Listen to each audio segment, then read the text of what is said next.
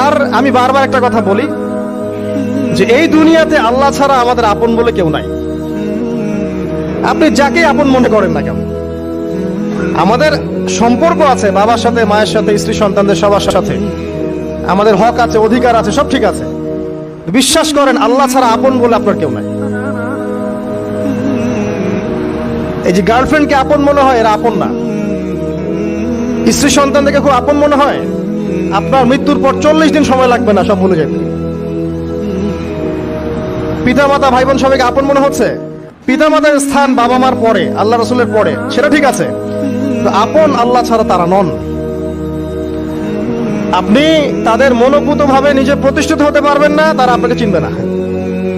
বলো সারাটা জীবন তোর পিছনে এত টাকা ঢাললাম, কি করলি? কিছু করতে পারলি না।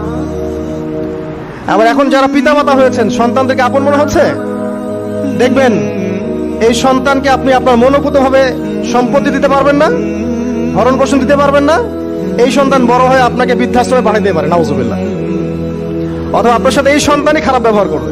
আপন মনে হচ্ছে? আল্লাহ ছাড়া কেউ আপন না। আল্লাহ ছাড়া আপন কেউ না। আর আল্লাহ ছাড়া সত্যিকার অর্থে আপনাকে আমাকে ভালো কেউ বাসে না। শুধু আল্লাহই আপনাকে ভালোবাসে। এটা